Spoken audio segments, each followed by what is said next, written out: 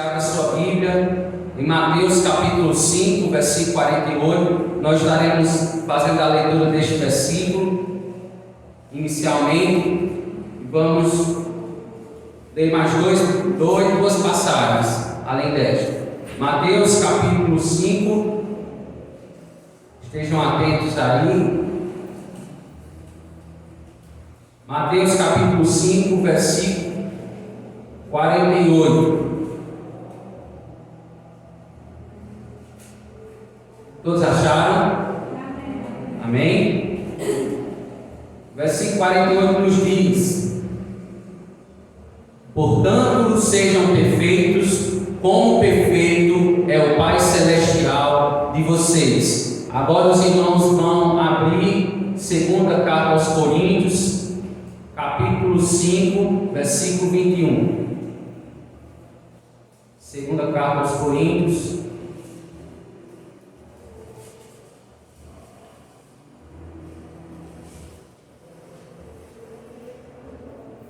segundo aos Coríntios, capítulo 5, versículo 21, diz o seguinte: Deus tornou pecado por nós aquele que não tinha pecado, para que nele nos tornássemos justiça de Deus. Mais um verso, Romanos capítulo 5, versículo 1. Romanos capítulo 5, verso 1.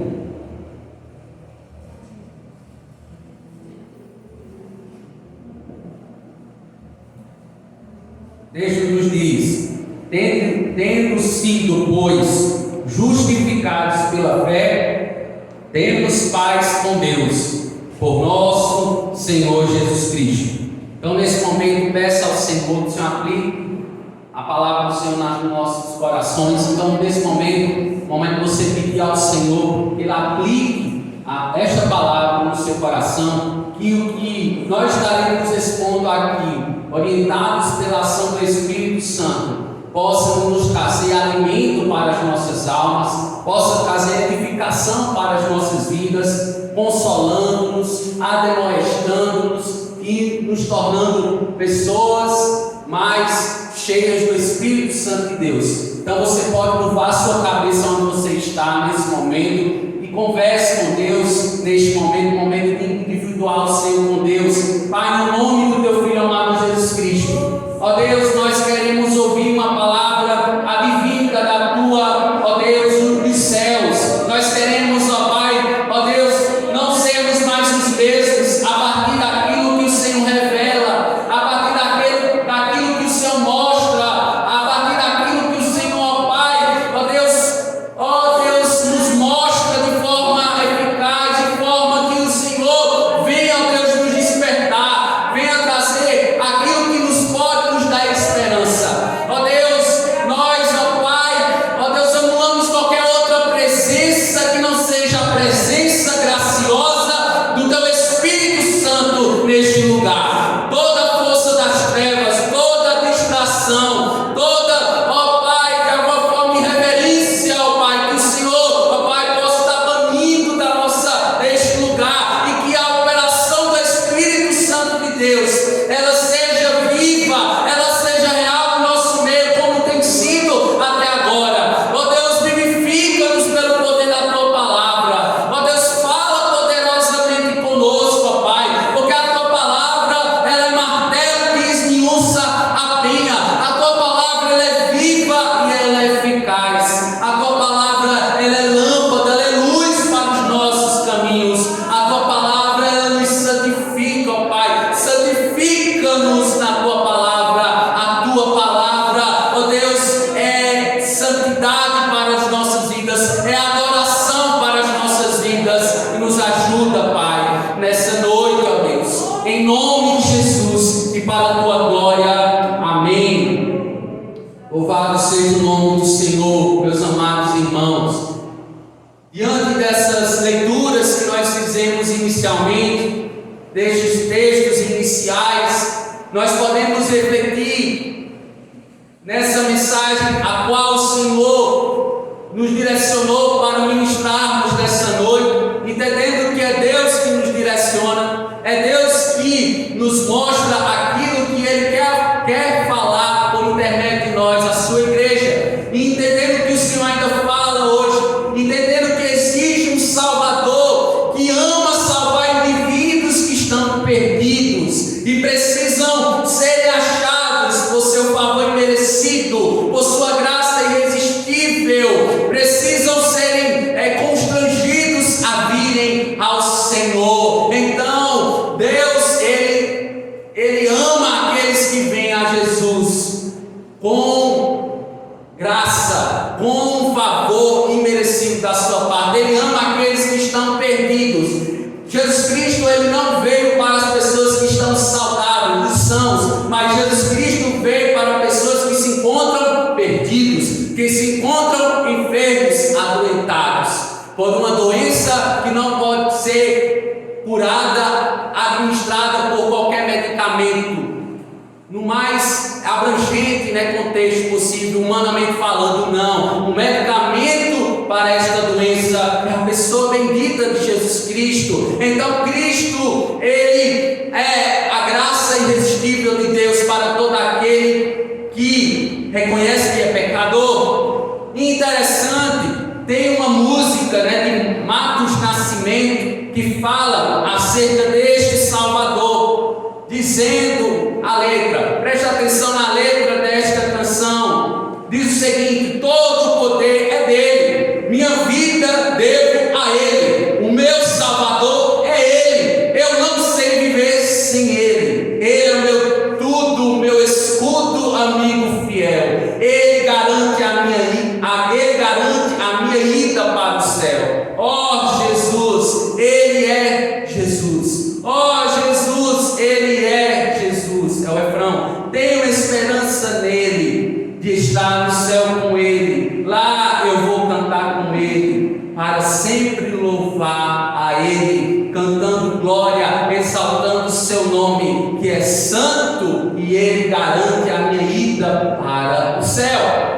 E de fato essa canção nos faz refletir no significado do nome de Jesus. O significado do nome de Jesus é o Senhor salva. Significa o próprio nome do Senhor, conhecido no Antigo Testamento, e também que significa aquilo que Ele mais sabe fazer por excelência, que é salvar perdidos. Mas esses perdidos, eles têm que reconhecer que são pecadores, carentes desta graça que é disponível a mim, que é disponível a qualquer um dos que estão aqui. E o apóstolo Mateus narra em Mateus capítulo 1, versículo 20 e 21, ele vai narrar, preste atenção, ele narra a aparição de um anjo aparece, um anjo do Senhor, em um sonho a José, dizendo a ele: não tema em receber Maria como sua esposa, ela dará à luz um filho, e você deverá dar-lhe o nome de Jesus, porque ele salvará o seu povo dos seus pecados. E diante dessa breve explanação, iremos meditar no seguinte tema essa noite: o Salvador de pecadores. Vamos repetir: o Salvador de pecadores. Quais são as características do Salvador de pecadores? Então, uma breve meditação, nós estaremos refletindo pelo menos três características do Salvador de pecadores, que reconhecem que são pecadores. O primeiro passo é que você e eu, nós devemos reconhecer o quê? Que somos pecadores. Esse é o primeiro passo. O segundo passo é pedir o quê? Ao Senhor Jesus Cristo, que venha sobre mim, que venha sobre você, que nos perdoe, que nos purifique de toda e qualquer injustiça. Então esse é o segundo passo, para que você seja redimido no sangue de Jesus, no sangue que liberta, no sangue que purifica e que restaura todos aqueles que vêm a Ele. Mas qual é a primeira característica do Salvador de pecadores? A primeira característica é que Ele é um Salvador perfeito. Ele é um Salvador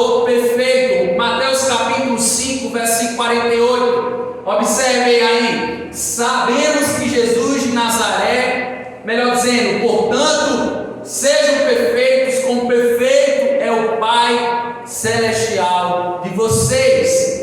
Então, sabemos que Jesus de Nazaré foi profetizado. Existiram profecias falando a respeito dele no Antigo Testamento, veterotestamentariamente falando, levantado pelo Senhor Deus para pisar a cabeça da serpente, o símbolo da antiga serpente, o diabo, que tentou Adão e Eva para que desobedecessem a Deus na região do Éden, entrando o pecado no mundo físico e espiritual dos homens. No entanto, o Senhor salva, não deixou a mercê a humanidade em seus próprios pecados. O Senhor que salva, Ele enviou o Salvador, que tem a mesma essência dele, para o que? Ele ungiu este Salvador, para que este homem pudesse fazer o que? Expiação, substituição de pecadores, redimidos por meio do seu sangue, na cruz do Calvário.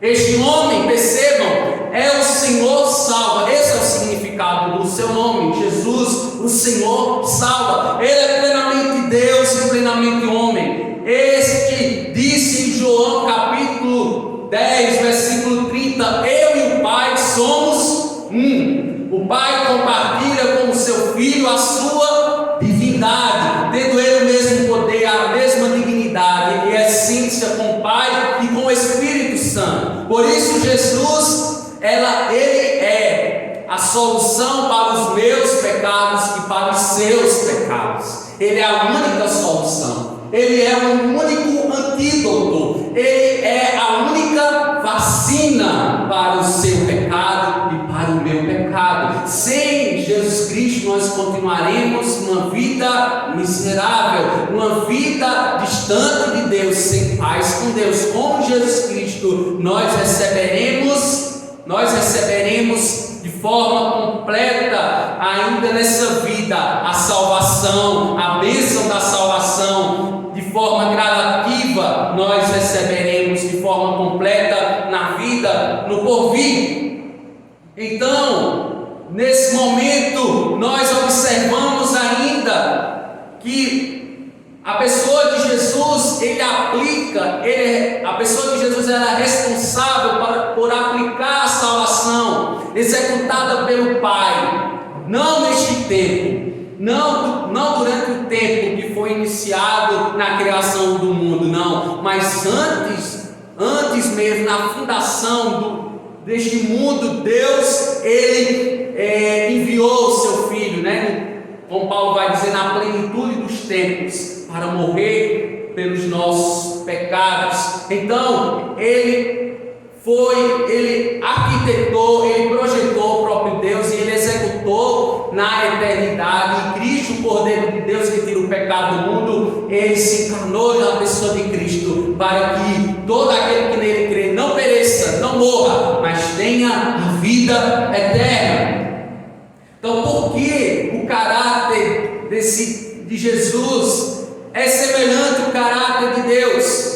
Porque eles têm uma característica peculiar. Eles têm uma característica que só a Santíssima Trindade ela demonstra ou ela manifesta, que está diretamente associado com o caráter de um Deus perfeito. Por isso Jesus disse, no texto que nós refletimos já, capítulo 5 de Mateus, versículo 48, sejam perfeitos como perfeito é o Pai Celestial de vocês. Ou seja, a primeira característica do Salvador Jesus é o que? A sua perfeição, juntamente com o Pai, juntamente com a pessoa do Espírito Santo, pois nunca pecou contra Deus e nunca pecou contra os homens. Todos pecaram e destituídos e separados estão da glória de Deus. Todos os homens e as mulheres, tanto no Antigo quanto no Novo Testamento, não há um justo sequer. Todos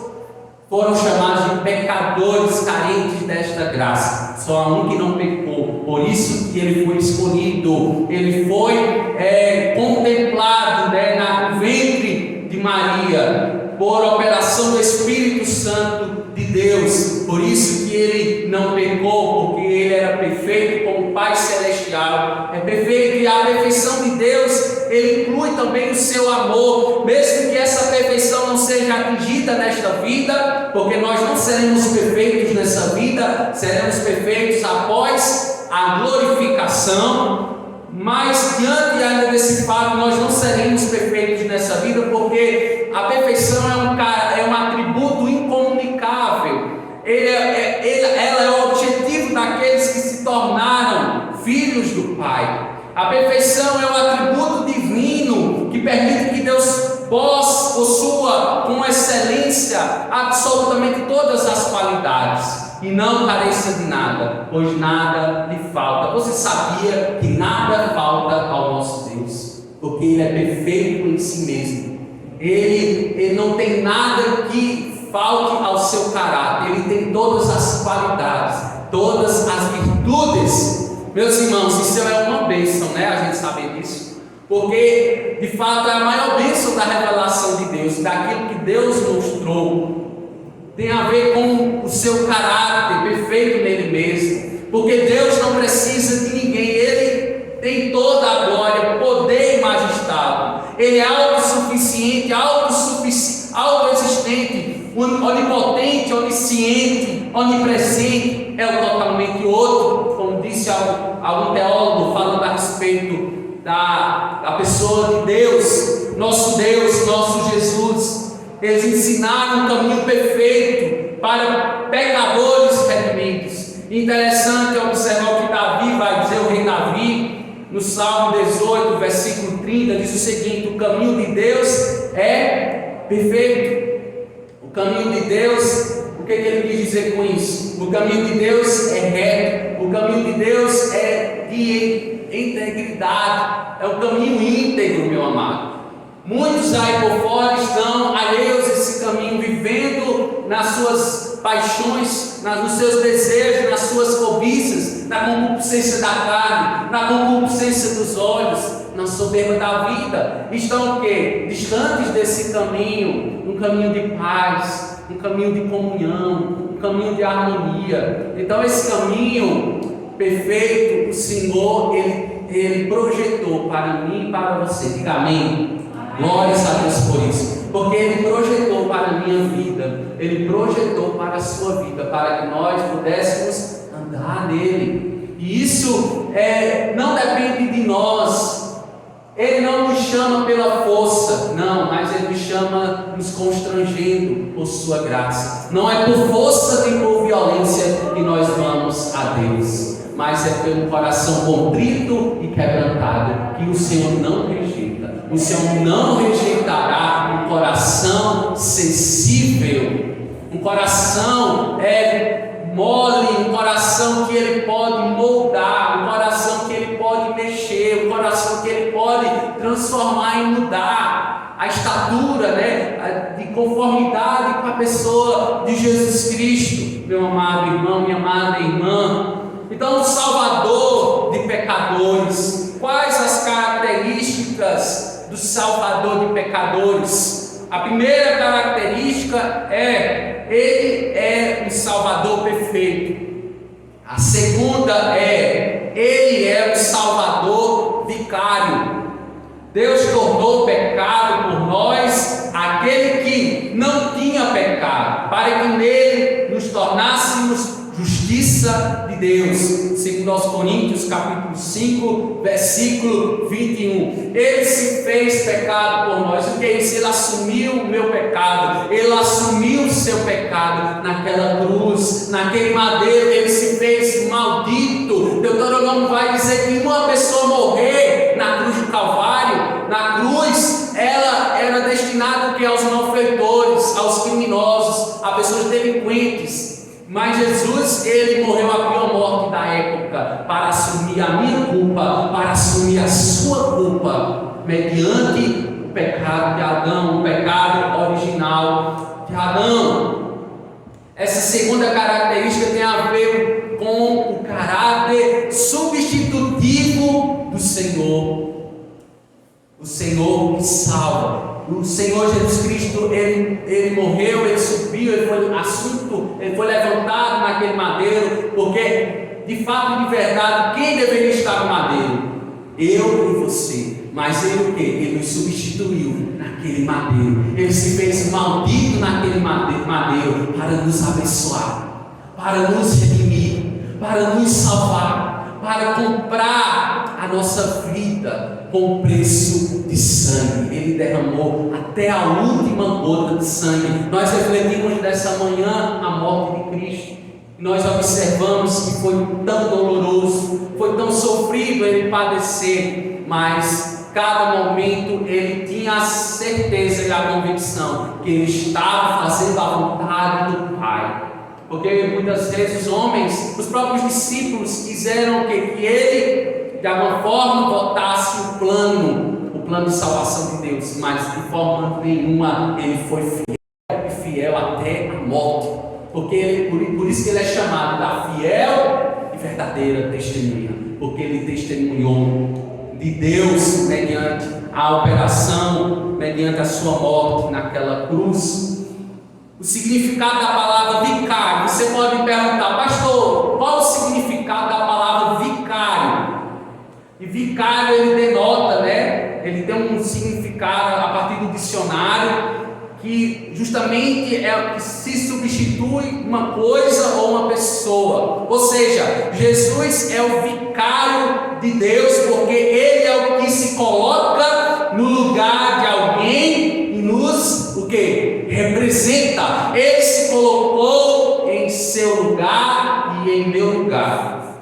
Para que nós possamos observar, vou dar um exemplo, porque ele é chamado do vicário de Deus. Porque a ira de Deus estava vindo sobre as nossas vidas. E ele Ele se colocou entre nós e Deus, aplacando a sua ira. Por isso que a sua ira ela vinha em nosso favor, mas ele aplacou a ira de Deus. O que é isso? Ele se colocou no lugar. Ele nos substituiu. Porque a ira de Deus vinha contra toda a impiedade, todo o pecado, mas ele aplacou, ele se interpôs entre os homens e Deus. Esse é o ministério dele de reconciliação, de aplacar. Ele foi o nosso propiciatório, ele que nos tornou pios, nos tornou piedosos diante de Deus. Nós outrora éramos chamados inimigos da cruz de Cristo, mas ele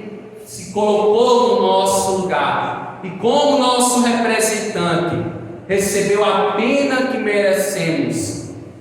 Ele satisfez a ira de Deus no madeiro por pecadores redimidos no seu sangue, se fazendo pecado por nós.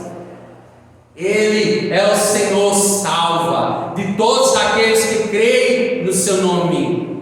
Em João capítulo 3, versículo 36 diz: quem crê no Filho tem a vida eterna, já quem rejeita o Filho não verá a vida, mas a ira de Deus permanece, em outras versões, permanece repousando sobre ele. Há uma ira de Deus vinda da parte dele para todo aquele que ainda não tem o sangue de Jesus lavado, não tem a sua vida lavada ainda com o sangue de Jesus. Infelizmente, a gente fala isso com pesar, porque Deus ele não se agrada com a morte do ímpio. Você sabia que Deus ele não se agrada da morte daqueles que padecem, da morte daqueles que morrem nessa vida terrena sem receber a Jesus, o seu Filho? Infelizmente, há quem rejeite, o vicário de Deus, atraindo para si a justa condenação por seus pecados não perdoados.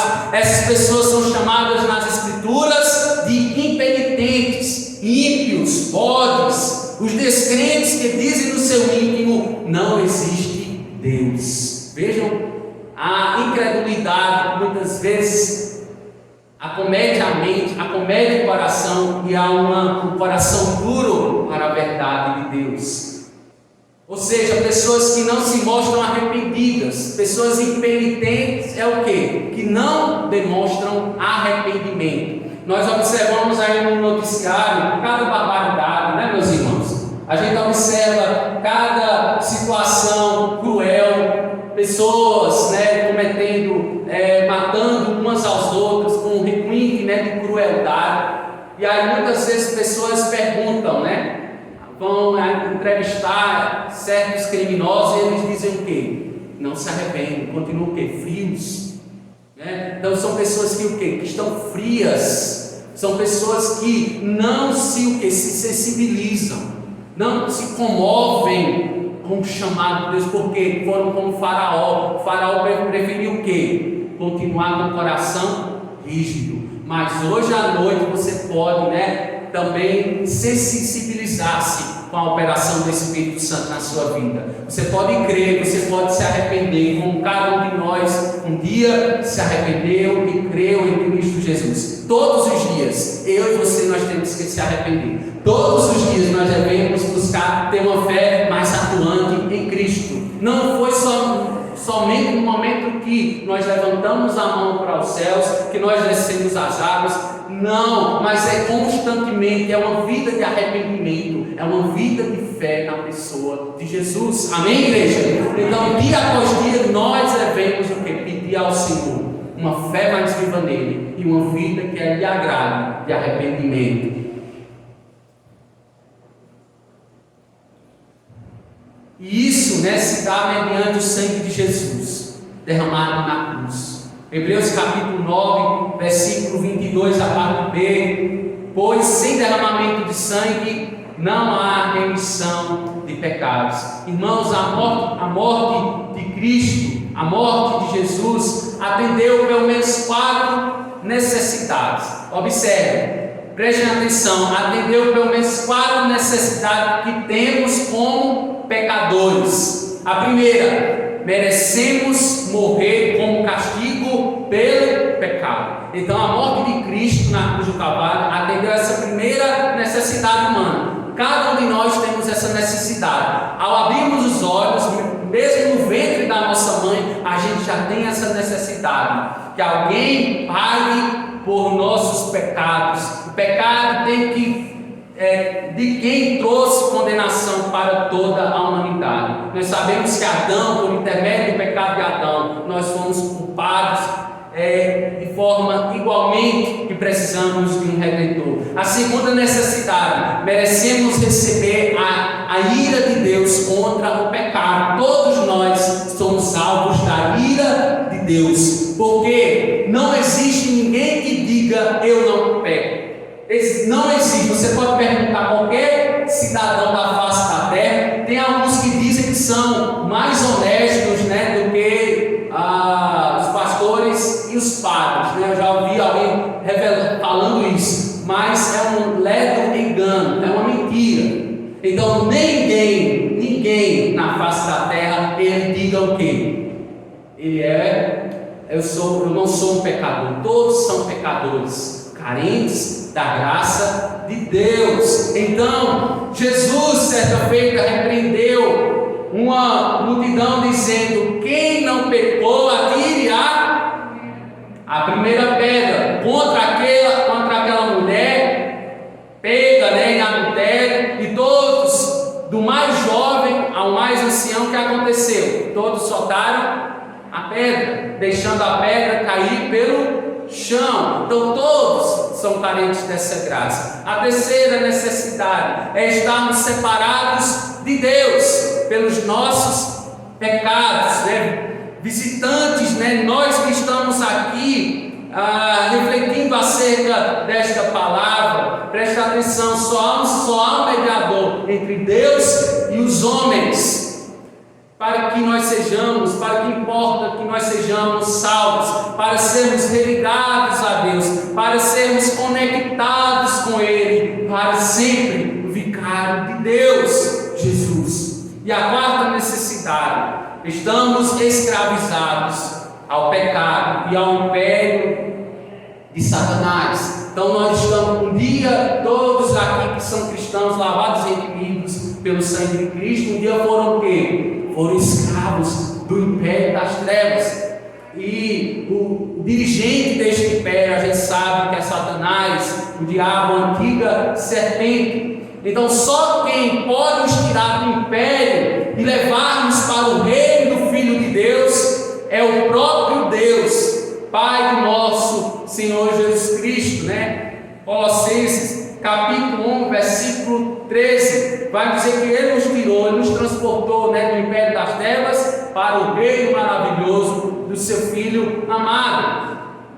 Então, nós estamos refletindo que o Salvador de pecadores. Quais são as características do Salvador de pecadores? A primeira característica, vamos ver se os irmãos estão prestando atenção. Qual é a primeira característica? Ele é Salvador perfeito. A segunda característica desse Salvador de pecadores, ele é o Salvador vicário. A terceira e última característica agora, ele é um Salvador que justifica, né? Ele nos justificou. Romanos capítulo 5, versículo 11: tendo sido, pois, justificados pela fé, temos paz com Deus, por nosso Senhor Jesus Cristo. Existia um homem chamado Jonathan Edwards. Ele era conhecido como um dos maiores teólogos e filósofos da história, né, norte-americana, e foi um dos precursores da era da expansão missionária protestante do século XVIII. Um dos seus sermões de destaque teve o seguinte tema: pecadores nas mãos de um Deus irado. Então, Jonathan Edwards, ele pôde pregar a igreja a qual ele pastoreava, onde servia ao Senhor, pecadores nas mãos de um Deus irado. É uma palavra, né, necessária para os nossos dias também, porque o evangelho que se tem pregado hoje não aborda a gravidade do pecado, nem a urgência de arrependimento, infelizmente. Então é um tema, uma temática salutar também para os nossos tempos, onde não há arrependimento, onde há uma esfrieza espiritualmente falando, né? Porque o que a palavra vai dizer? Um dos sinais é que o amor de muitos se esfriará. Então esse é um dos sinais para o retorno de Cristo Jesus. Então nós devemos aguardar, entendendo que o amor de muitos se esfriará, muitos o que? Se desviarão, muitos sairão do caminho da salvação, da vida eterna. O pecador, ele precisa, meu amado irmão, minha amada irmã, buscar humildemente a misericórdia do Senhor para se salvar. E se buscar a Deus, e se nós buscamos a Deus através de quem? De quem procurou viver uma vida em retidão, sendo aprovado por Deus, pois o mesmo Deus o chamou de santo e justo, pois Ele é justificador dos que os buscam. Ele é para os cristãos que estão sendo o quê? Salvos. Primeira carta aos Coríntios, capítulo 1, versículo 18, diz o seguinte: pois a mensagem da cruz é o quê? Loucura para os que estão perecendo, mas para nós que estamos sendo salvos é o poder de Deus. Meus amados irmãos, Deus sempre age segundo o que é justo, o que Ele mesmo é o padrão definitivo do que é justo. Moisés disse certa feita, né, Deuteronômio capítulo 32, versículo 4: Ele é a rocha, as suas obras são perfeitas e todos os seus caminhos são justos. É Deus fiel, que não comete erros, justo e reto Ele é. Louvado seja o nome do Senhor. Glória a Deus por isso. Irmão, a justiça de Deus anda de mãos dadas com o seu amor leal aos que o amam e guardam as suas palavras. O seu amor, ele está associado em parceria com a sua justiça. Nós dizemos que amamos a Deus, devotamos amor a Deus, porque nós reconhecemos que nós somos o quê? Injustos diante dele e fomos salvos pela justiça perfeita de Cristo Jesus na cruz do Calvário. Portanto, você que ainda não foi justificado, quer ser justificado, clame e suplique por aquele que é justificador por excelência, aquele que não pecou entre os homens, aquele que assumiu a ira de Deus entre os homens, pois Deus detesta tudo aquilo, Deus odeia tudo aquilo que se opõe o quê? O seu caráter moral. E diante dessas verdades bíblicas, devemos ter 3 atitudes. A primeira, nós devemos entender, entendendo que nós refletimos nessa noite o Salvador de pecadores. Quais são as características do Salvador de pecadores? A primeira, vimos que ele é o Salvador perfeito. A segunda, ele é o Salvador vicário. E a terceira e última, ele é o Salvador que justifica. A primeira atitude, o que é que nós devemos fazer? Tomar nota, perceber. Nós devemos buscar uma vida de arrependimento diante dos pecados cometidos muitas vezes contra Deus, agredindo a santidade do Senhor, entristecendo o Espírito Santo de Deus, o qual Ele nos otorgou, nos presenteou, nos lançando aos pés do Salvador perfeito, porque quando nós nos lançamos, Ele sempre o que? Nos perdoa, Ele é o nosso advogado fiel, Ele sempre nos perdoa e nos purifica de toda e qualquer injustiça, pecado. A segunda, devemos crer em Jesus para a remissão de pecados, pois o Salvador vicário nos substituiu naquela cruz. A terceira e a última atitude, nós devemos clamar por aquele Salvador justificador, que justifica pecadores por intermédio de sua justiça perfeita, do lavar regenerador do Espírito Santo